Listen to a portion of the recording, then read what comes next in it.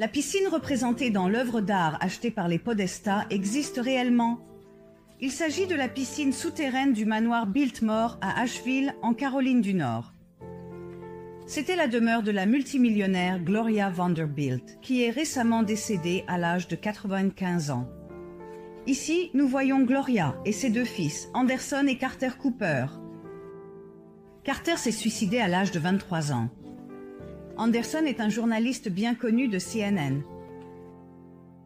Pourquoi la piscine de Gloria apparaît-elle sur des tableaux représentant des enfants torturés? Est-ce une coïncidence si le petit garçon me rappelle tellement Anderson Cooper, le fils de Gloria? Pourrait-il y avoir un lien entre sa piscine et les divertissements impliquant de jeunes enfants pour l'élite, comme mentionné dans les célèbres emails Podesta? Anderson Cooper, fils de Gloria Vanderbilt, journaliste de renommée mondiale et primé à CNN. Il lui est arrivé d'en faire un peu trop, exagérant la situation au point de la rendre bien pire qu'elle ne l'était réellement. Mais bon, peut-être qu'il aime juste un peu le drame. Au moins, cela a donné lieu à quelques réactions amusantes sur les réseaux sociaux.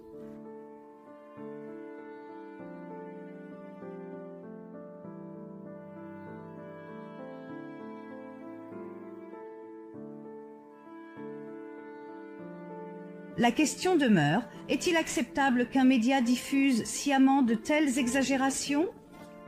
Est-ce un journalisme honnête? Est-il acceptable d'influencer le public avec des titres comme ceux-ci?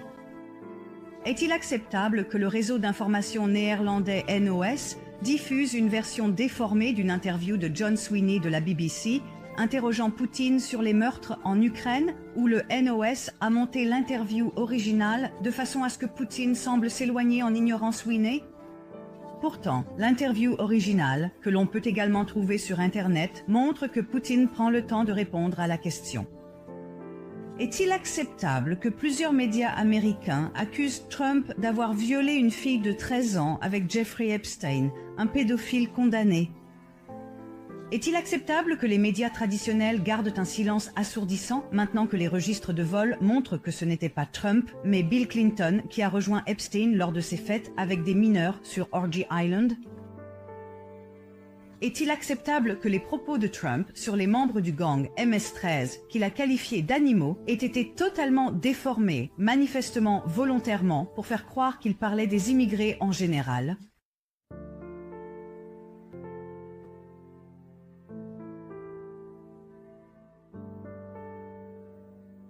Vous souvenez-vous du petit garçon syrien dormant entre les tombes de ses parents? Cela aussi a été mis en scène et diffusé intentionnellement afin de manipuler les gens vers une nouvelle guerre. Le garçon a été payé pour s'allonger là. Je ne sais pas pour vous, mais pour moi, ce n'est pas acceptable. Ce n'est pas acceptable de mettre en scène les casques blancs sauvant un homme blessé juste après un bombardement, simplement pour prendre un selfie. C'est de la tromperie. Ce n'est pas acceptable de mentir au public à propos de la Syrie et des prétendues attaques chimiques, juste pour pouvoir justifier une nouvelle guerre. Pendant des mois, les médias traditionnels nous ont menti. Vous vous souvenez de cette pauvre petite fille? Vous vous en souviendrez probablement, car elle a été utilisée 3 fois pour 3 missions de sauvetage différentes, lors de 3 mois différents en 2016. Je trouve cela choquant. Il n'est pas acceptable de simuler des attaques contre des femmes et des enfants pour provoquer une réaction émotionnelle qui justifie l'invasion d'un autre pays étranger.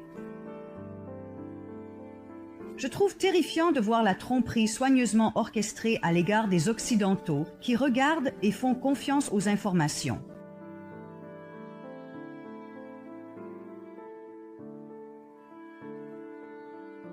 Vous vous souvenez de celle-ci? Hassan Diab, 11 ans, est devenu mondialement célèbre pour avoir survécu à une attaque chimique à Douma, en Syrie. L'attaque s'est avérée être une mise en scène. Hassan et d'autres enfants qui jouaient près de l'hôpital de Douma ont été attirés dans le bâtiment, où ils ont été brutalement lavés à l'eau froide. On leur a aspergé les yeux, quelqu'un a crié « Gaz !» et, pendant ce temps, les caméras tournaient. Lorsque le père d'Hassan a appris ce qui s'était passé, Il était furieux. Il a publié une déclaration sur Internet et tout a commencé.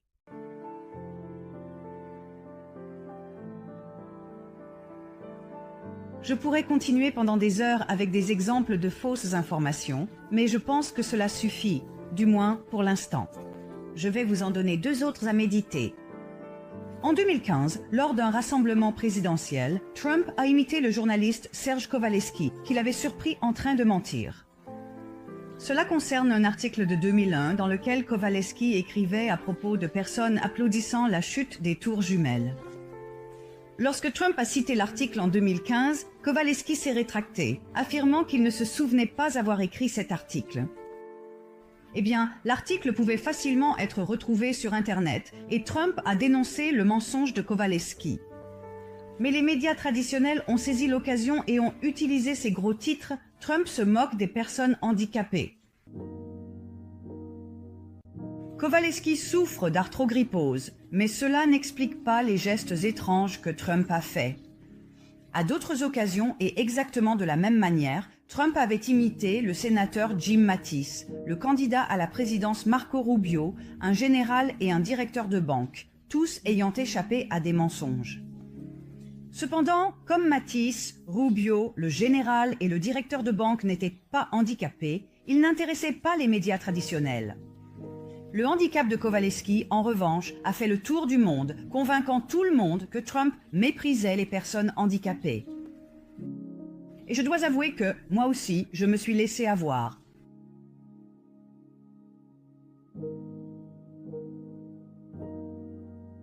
Enfin, et ce n'est pas le moindre des points, pendant 2 ans, les médias traditionnels ont continué à promouvoir l'agenda libéral contre Trump et la prétendue collusion russe, alors que le 23 mars 2019, l'enquête Mueller s'est officiellement terminée sans rien trouver. Après 2 ans à tout faire pour faire tomber Trump, ils n'ont absolument rien trouvé. Trump a été blanchi, et pourtant les médias traditionnels continuaient de répéter « Il doit forcément y avoir quelque chose qui cloche avec ce président ». L'innocence officielle de Trump est complètement passée sous silence, tout comme ils n'ont pas dit un mot sur les innombrables pédophiles arrêtés sous la présidence de Trump. Silence radio total. Depuis le début, Trump nous met en garde contre les médias traditionnels, qu'il considère comme l'ennemi numéro 1 du peuple. Et plus j'étudie le sujet, plus je comprends que Trump a en réalité raison. Les médias traditionnels utilisent leur pouvoir pour orienter le public dans une direction voulue. La diffusion de la désinformation n'a rien de nouveau. Au début des années 1950, la CIA a mis en place l'opération Mockingbird, un vaste programme aux États-Unis dont le seul but était de manipuler les médias d'information à des fins de propagande. Des journalistes américains de premier plan ont été recrutés dans un réseau de propagande. En d'autres termes, les services secrets décidaient de ce qui allait passer à la télévision et dans les actualités. L'opération Mockingbird était un programme de la CIA entièrement mis en œuvre pour diffuser de la désinformation dans les médias américains. Le directeur de la CIA, William Colby, a témoigné devant le comité Church que plus de 400 agents de la CIA étaient actifs dans les médias américains high-tech pour contrôler ce qui était rapporté par la télévision grand public, les journaux et les magazines américains. Voici les dires de ce journaliste de renom, lanceur d'alerte Udo Ulfkott. Je suis journaliste depuis 25 ans. J'ai été éduqué à mentir, à trahir et à ne pas dire la vérité au public. Mais voir comment les médias allemands et américains tentent de semer la guerre en Europe, en Russie, c'est le point de non-retour. Je vais me lever et dire que ce que j'ai fait par le passé, manipuler les gens, faire de la propagande contre la Russie, est injuste. Et ce que mes collègues font et ont fait par le passé est injuste, car ils sont soudoyés pour trahir les peuples, non seulement en Allemagne, mais dans toute l'Europe. Ulfkott est décédé d'une crise cardiaque peu de temps après, en janvier 2017. L'illusion du choix. Nous pensons, il y a tellement de chaînes, comment pourraient-elles toutes être complices ? Eh bien, c'est simple. Voici qui possède qui. Vous le voyez? Il n'y a que 4 entreprises. CBS semble indépendante, mais appartient au même milliardaire que Viacom.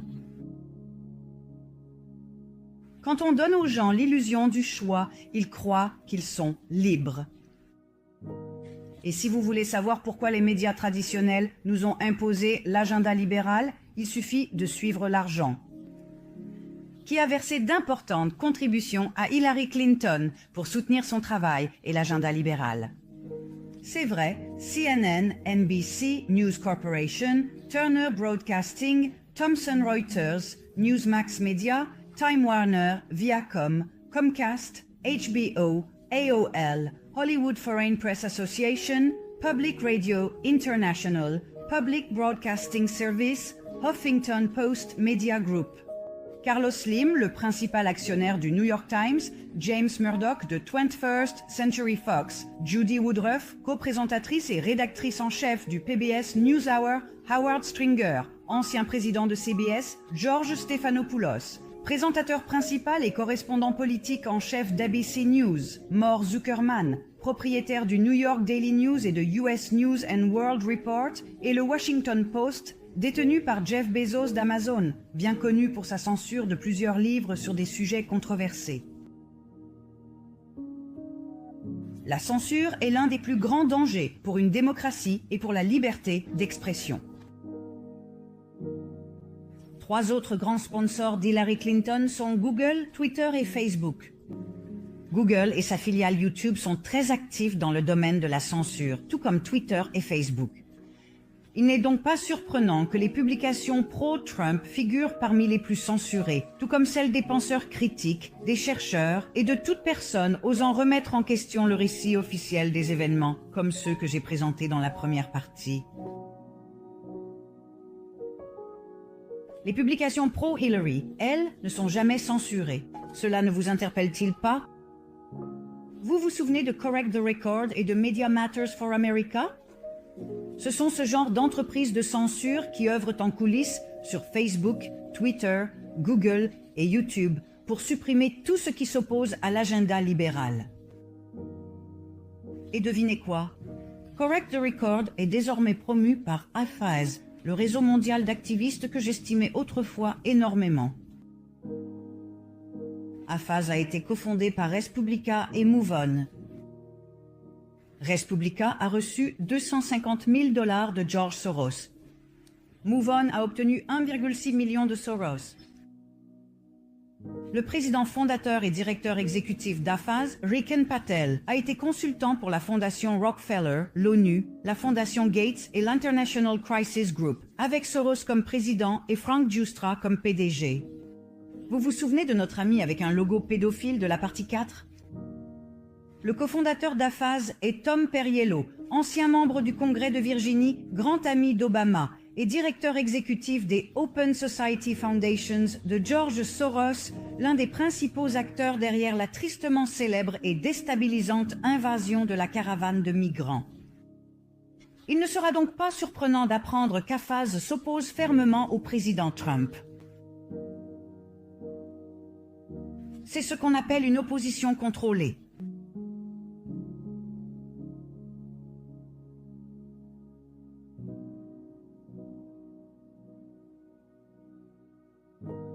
Comme je l'ai dit, la censure est dangereuse. Les soi-disant vérificateurs de faits sont dangereux. Snopes en fait partie. Fondé par un couple de la vallée de San Fernando, David et Barbara Mickelson, le couple s'est séparé. Barbara a accusé David d'avoir dépensé 98 000 $ en prostituées, ce qui est probablement vrai puisqu'il a divorcé de Barbara et épousé une call girl et actrice porno, Eliza Young, alias Erin O'Brien, qui est désormais l'administratrice de Snopes. Le seul vérificateur de faits de Snopes est Kim Le Capria, également connue sous le nom de blogueuse sexuelle et fétichiste Vice Vixen. Voilà mes amis, le vérificateur de faits Snopes. Il n'y a ni chercheurs, ni enquêteurs, ni avocats, ni documents pour étayer leurs conclusions, et ils sont fortement biaisés politiquement. Pourtant, ils sont généralement acceptés comme vérificateurs de faits. Je trouve cela des plus choquants. Vous voyez le tableau? L'opération Mockingbird n'a jamais pris fin. John Podesta, l'un des principaux suspects dans le scandale Pizzagate, a obtenu sa propre chronique dans le Washington Post, où il écrit sur la politique et les politiques publiques. Comment diable est-il censé donner un point de vue objectif sur Trump, son pire ennemi? John Brennan, directeur de la CIA jusqu'en 2017, est désormais analyste principal pour NBC News et MSNBC. Anderson Cooper a travaillé pour la CIA avant de devenir présentateur de journaux télévisés. Selon ses propres dires, il ne s'agissait que d'un stage lorsqu'il avait 19 ans, mais je me demande combien de jeunes hommes sont approchés par la CIA pour un stage. Anderson n'avait même pas la formation adéquate pour se voir proposer un emploi, et pourtant, en un rien de temps, il est devenu le visage de CNN. Les services secrets décident toujours de ce que les gens sont censés penser et croire. S'ils veulent envahir un énième pays, ils utiliseront les médias traditionnels pour vous faire croire que ce pays doit être libéré d'un terrible dictateur qui tue son propre peuple. La véritable raison de l'invasion ne sera probablement jamais connue du public. Cela aura probablement un rapport avec le pétrole ou l'installation d'une nouvelle banque, Rothschild. Mais bon, qui s'en soucie? Les informations ont annoncé qu'ils avaient libéré ces pauvres gens de leur dictateur et que la démocratie leur avait été accordée. Et si c'est dans les informations, c'est vrai, point final. Eh bien non, ce n'est pas le cas. Si la couverture médiatique est contrôlée par les services secrets, il me semble logique de se concentrer sur les sujets qu'ils refusent d'aborder ou qu'ils tournent en ridicule. Le premier sujet qui me vient à l'esprit, le Pizzagate, démystifié par les médias traditionnels comme aucun autre sujet. Poursuivons avec un peu de recherche supplémentaire dans la partie sept.